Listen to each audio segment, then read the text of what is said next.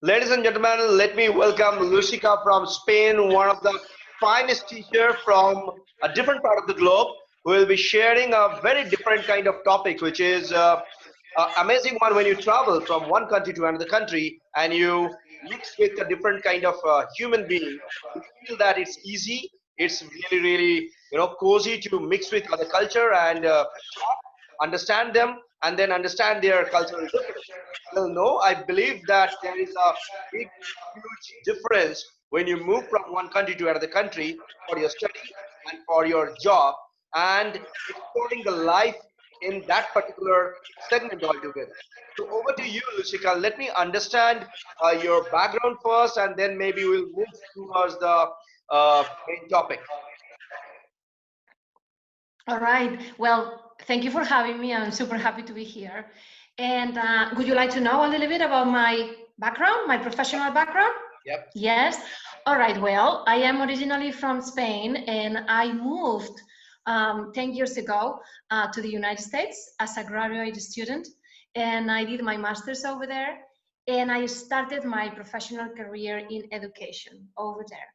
So, well, when I moved there, it was a huge cultural shock. It was huge, but not as huge as it was when I moved to South Asia. That was that was what came later. So I basically my background is Spain, United States, and South Asia.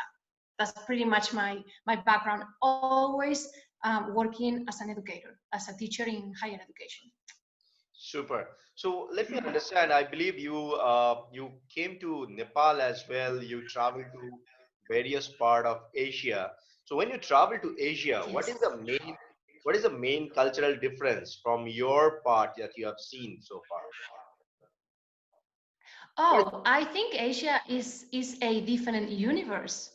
I wouldn't know where to start compared to my culture. The cultural gaps are huge, are really big. Something that we have in common. I'm gonna start with the easy part. Something that we have in common is family. I am from the south of Europe. I'm from Spain, and family plays a very important role in our lives. And definitely in South Asia, family is important, extremely important. So, and I like that very much. I like that very much. And that was something kind of similar. But then, other than that, I think that the South Asia, India, Nepal are extremely different compared to Europe. The amount of noise, the amount of people, um, it's quite different and somehow stressful until you know and you learn how to handle that. But why I it's wouldn't stressful? know. Why it's stressful for Oh, because from the very beginning, when you land in a city like Kathmandu or New Delhi, you feel that everything is so chaotic. There are so many people and so many sounds, so many cars and motorbikes, and everybody talks so much. You're like, oh my God, this is quite a lot. So you wouldn't walk alone in the street because there are so many people around you. So at the beginning, that's why it is stressful until you learn how to deal with that, and hopefully in a month, 2 or 3, you feel comfortable in that environment. Super.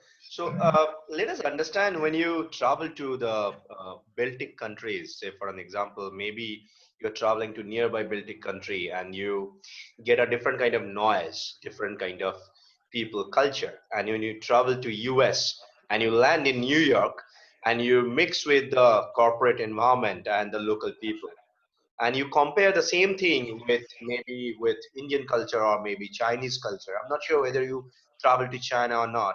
So it's a No, I haven't. Sorry, I haven't. I don't know China. so when you travel to China, Chinese population are just like us. I'm sorry, in Yeah. between I'll be managing the show. I need to attend people and also maybe my attendance will be a little bit of differ from you. So pardon me for that because I'm It's attending a lot okay. of people. Yeah.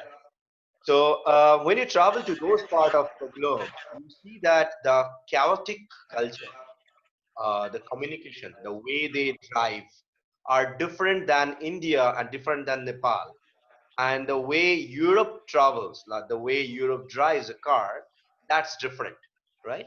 And when you go for any university teaching, the teaching methods are Yes. also different.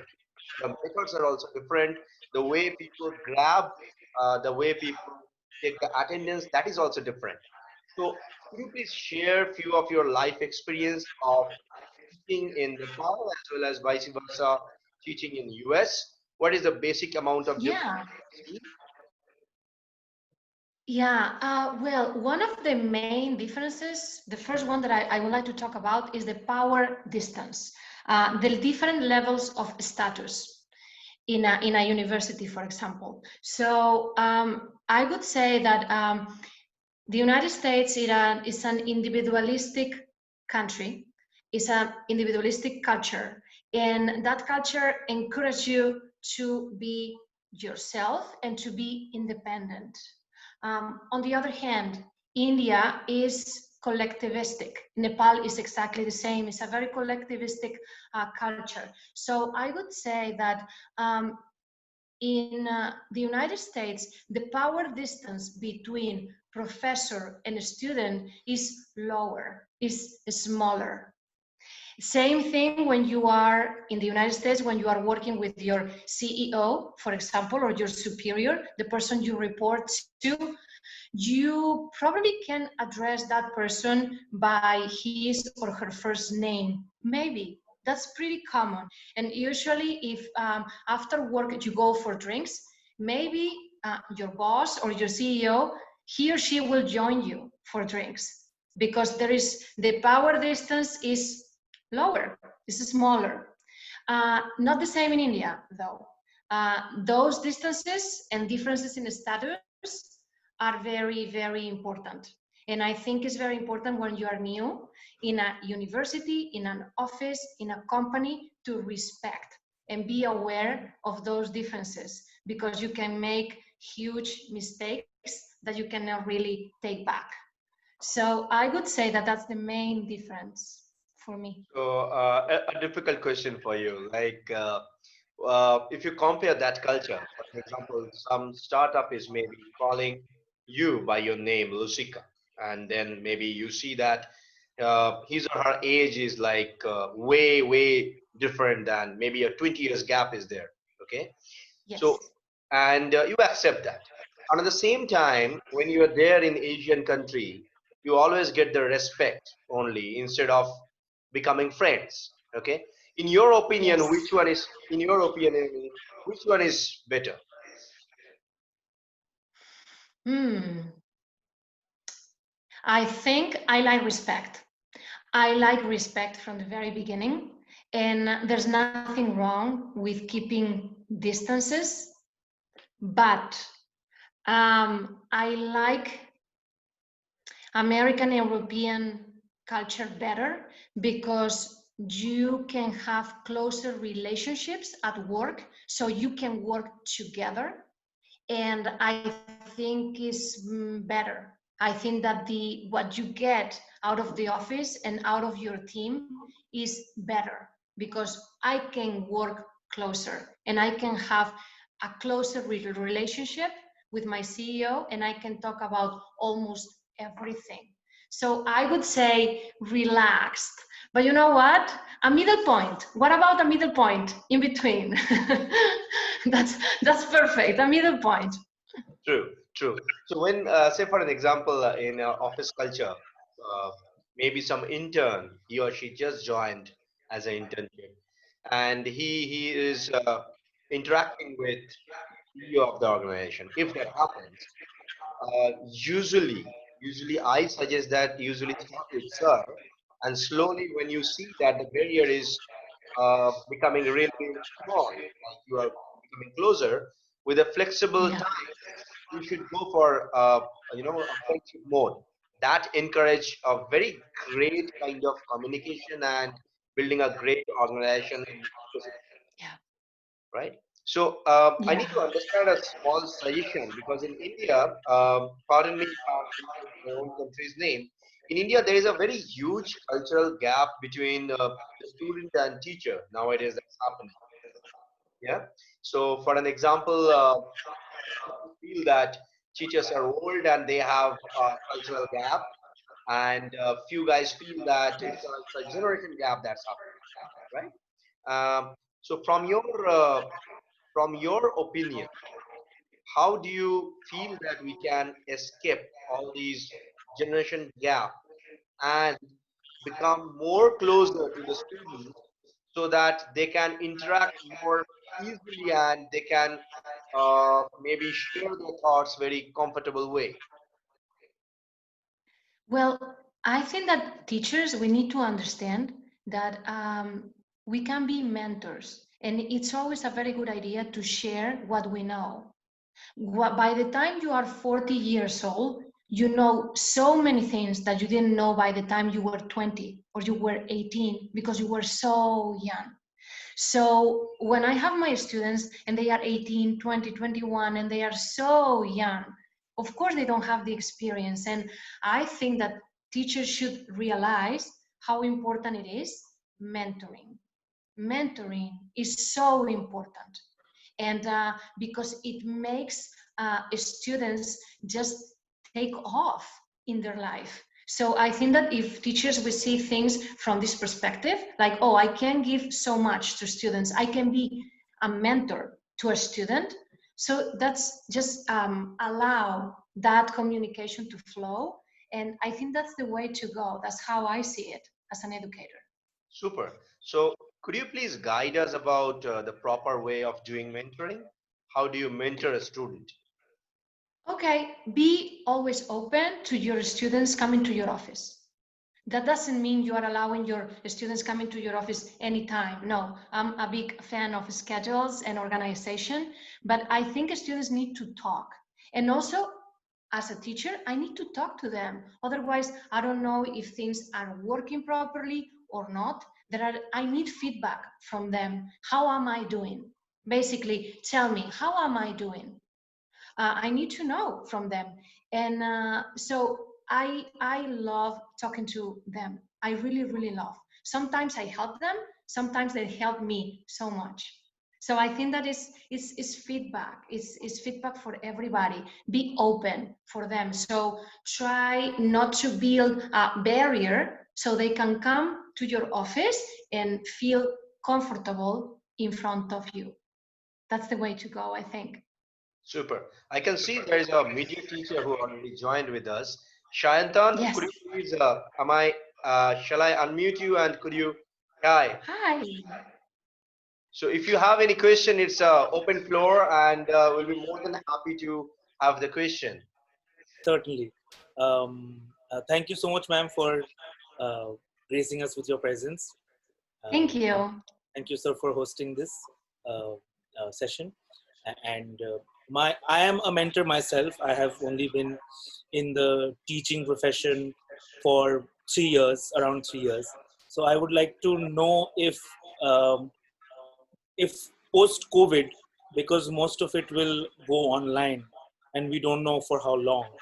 So there is still this difference in there is still this this inadequacy being felt, which was present, which was otherwise present in a classroom environment, which which is being felt when one has to go on taking, or both in terms of the mentors and in terms of the students, when one has to go on lecturing or the students have to go on. What is the, I don't know, maybe the question I'm asking is, what is the long term solution to, or what is a way, I'm not specifically asking what is a way to take to make a better, to diversify, but what is the, how do we, how do we fill that gap is what I'm trying to ask, I You guess. mean face-to-face teaching versus Exactly, online teaching, what we are because doing right now? a lot of parents in our country, a lot of students are still facing, are still not accepting the fact that online teaching can be as potent as classroom teaching. So I'm still a little muddy about how to get there and how to make it as as pertinent as classroom teaching?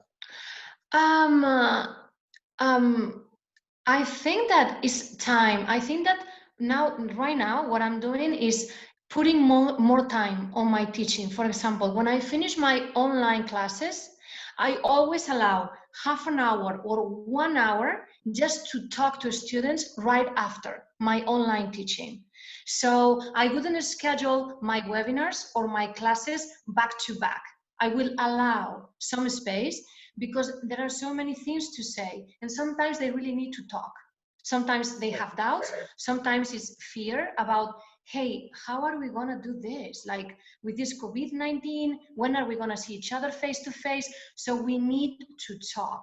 And I think we need to transmit calm and say, hey, this is a big change. It is for you, it is for me. And I think right now what we have to do is to put more time and effort. Maybe we are working more right now. I think I'm working more. For sure, for sure. But I think it's worth it because I need to put time. I want them to feel that I'm available. Even though you cannot see me face to face, you cannot touch me, whatever. No, I'm here for you. So don't worry, I'm available for you, and I have this slot just for you. So you can talk to me. So time, just time. Understood. So convincing them that this is the way forward.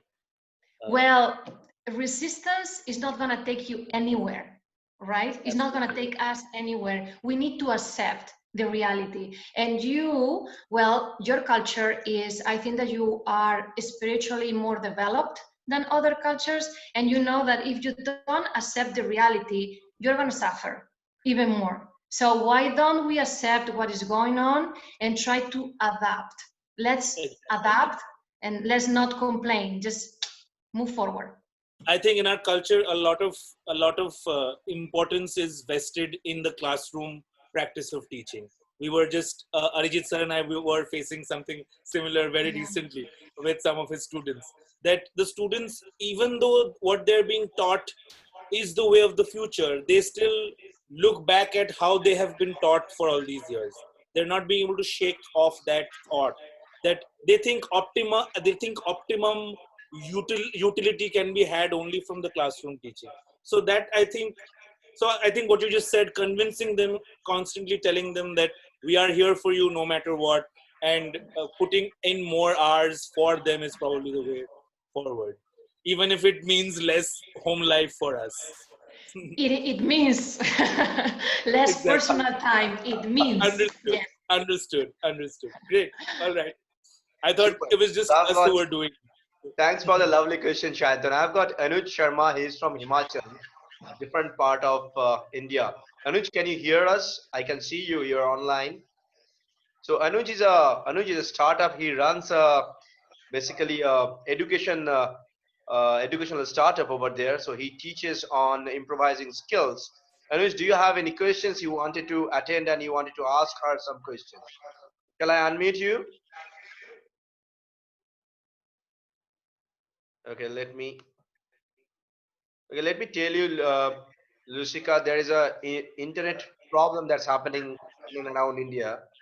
Might happen that. Should I do anything? Post storm, the storms have Yeah, the made storm it actually worse. happened today itself. So, Oh, Anuj, you need to unmute yourself. I already gave you the permission. yes. Anuj, We want to hear your voice, please. yeah, now you can speak. Hi, Anush.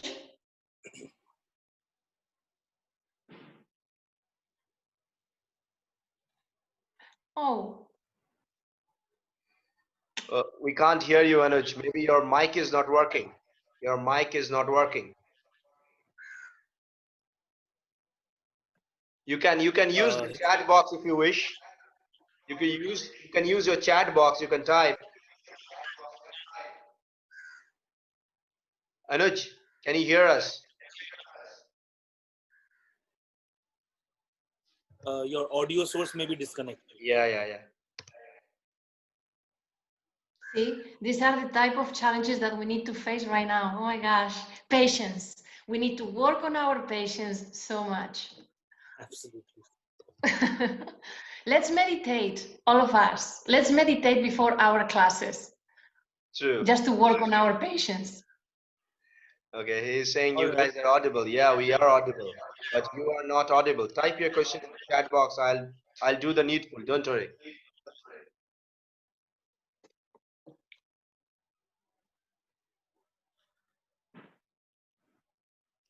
Oh, I guess his network is getting a bit bad. Okay. So maybe I should ask you another question, Lucy, if you permit me. Okay. So in your opinion, when you usually mentor a student, when you usually give them a guidance, a lot of time we saw that the person got a practical level of exercise, but maybe practical level of exercise, and maybe his experience in theory is much more lesser. Sometimes happens in the education system that they more concentrate on theory, but they can't work in the practical field.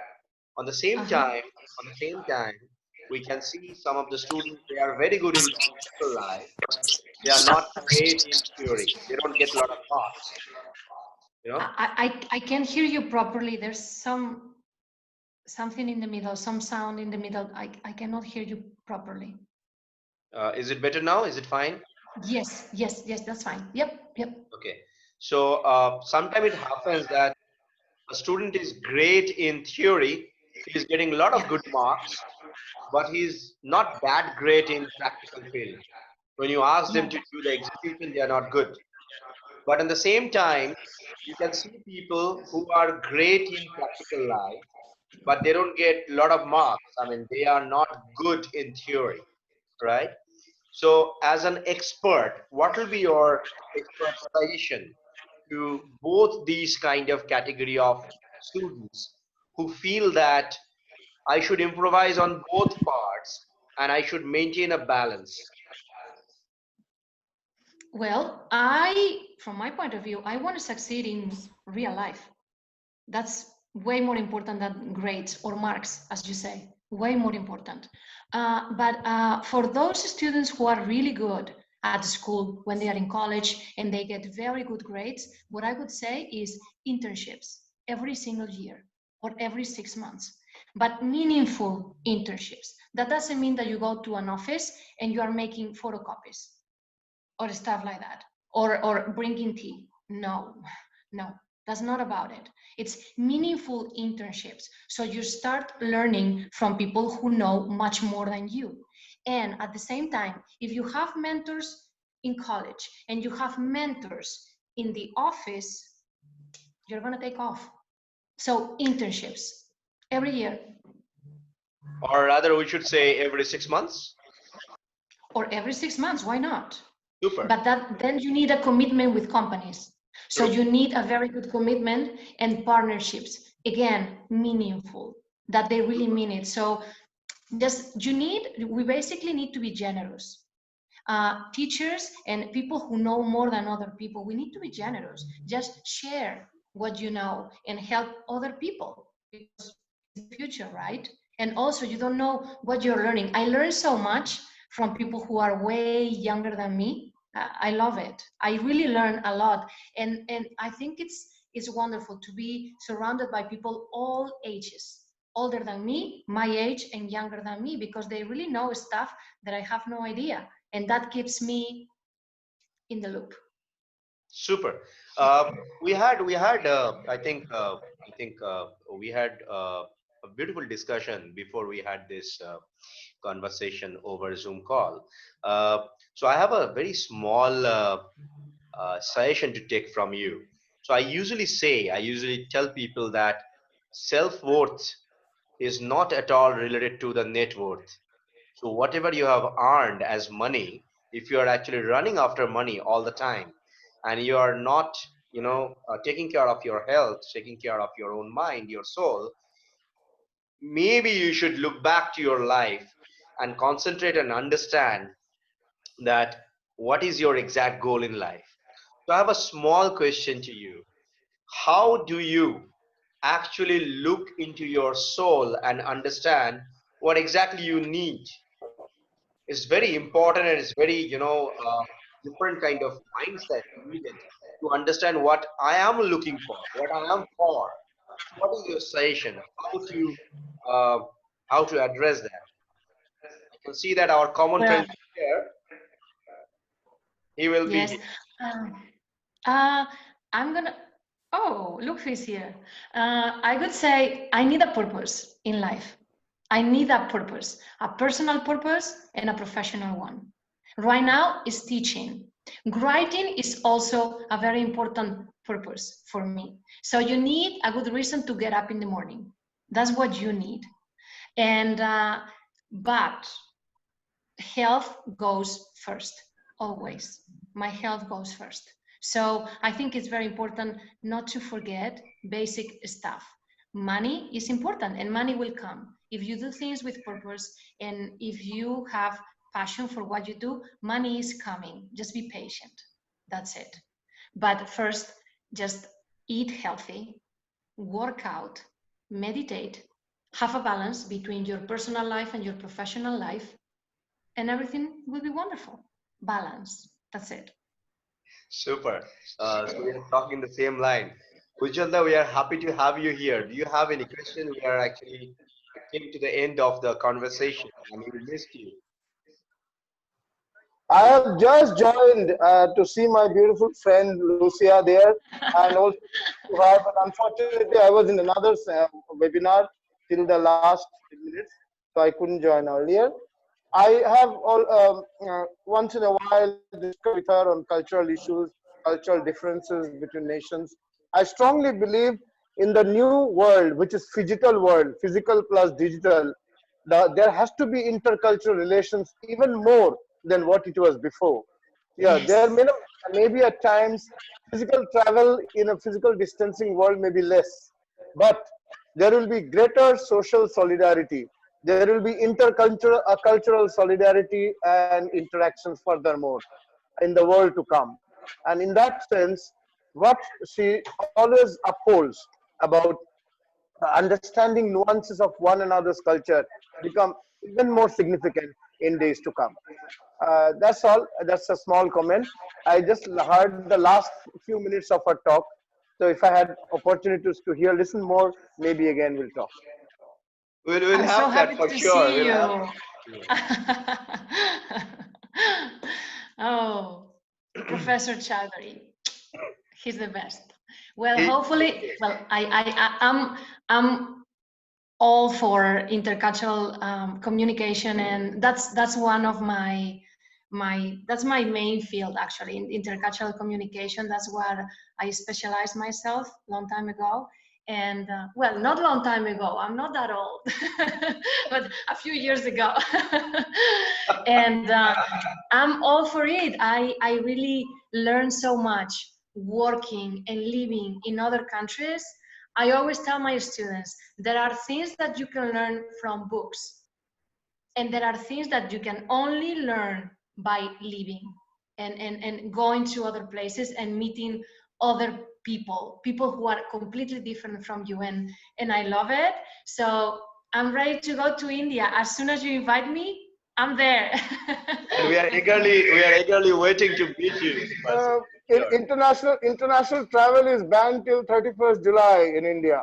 International travel has not been opened up till 31st No, July. So anything oh, beyond that is only possible. yes, Ujjwal and I, we already talk about this, and yeah, it's probably not the moment, it's not the right moment to travel, and we have to accept that. That's Yeah. it. For most of us, most of our plans got canceled or postponed, but what we are going through is so important that we'll have to wait, and it is okay. It is okay. We'll wait. Super. Anuj, you can ask. You are there. Yeah, hi Lucy, this is Anuj. Hi, Anush. Actually, I have a question for you. Actually, I'm into this skill development business, and operating more than three or four. I'm operating more than four centers in Himachal to upskill the students over here. So actually, right now after this COVID-19, I'm facing some issue that we are not able to conduct the class online classes. That's because we actually in skill development sector you need all equipments and lab and all those things. But when you do online classes, student doesn't have any access to the labs and all those things. So in that case, how the things going to work? Actually we need to find some alternate to this like this problem. So uh, I just want to know from your end, like, do you have any suggestion, like in this case, because skill development is a kind of subject where where students love to get the industrial experience, the real life experience. In online classes, I don't think that they are able to do so because they don't have any access to the labs and all those things. So how do you think, like, we can work on this perspective? Okay, if I understood correctly, you are talking about technical degrees. Is that right? Yeah, So it's kind degrees of, and yeah. yeah. Well, I'm sorry to say that I don't have an answer for you. I wish I had. What's happening in universities in here and all over is that they are just waiting. When there is some technical training, that it has to be technical and it has to be face to face, and you have to be in a lab or you have to be in a particular setting where you have to see people and touch things, and it cannot happen right now. They are waiting until that is possible. So I wish I had, but I don't really have an answer for you. Just waiting and hoping that the situation will get better, which will. We know it will get better. We just don't know when. So still, if I know exactly what you are doing, I will be happy to talk to you later and to tell you in detail what people are doing in here. But the technical degrees are not my field. So I'm not dealing with this type of issues right now because all my classes can be conducted online. So that's all I have to So, say. Sorry. Lucia, Okay. allow me to add to what you said. Yeah. There is this concept called virtual lab, Yeah. and virtual lab is becoming very popular, in which almost the experience, I'm saying almost, not total, almost the experience of physical lab is possible, up to the point of you'll feel as if you are sitting on the chair or on the desk or on the table chair, I mean the place where you are supposed to sit in while doing the practical. And the entire process of practical will be visually and audio visually rather exposed to you, and you will go step by step.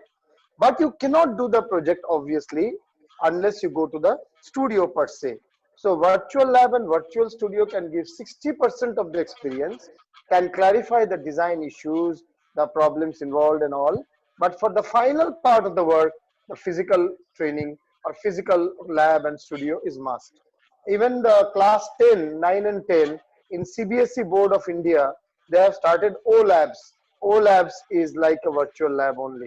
So that's a short-term measure till we have the situation normalized.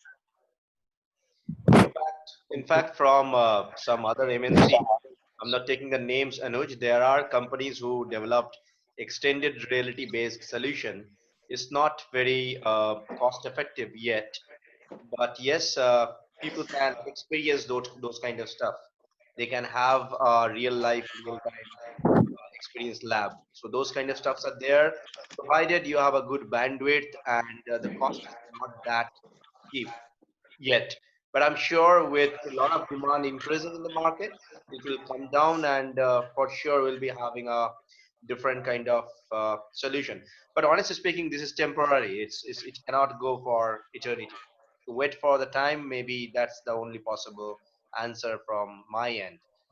Um, Lucia, thank you so much. Thank you so much to come in the webinar and share your experience, share your thoughts with all of us.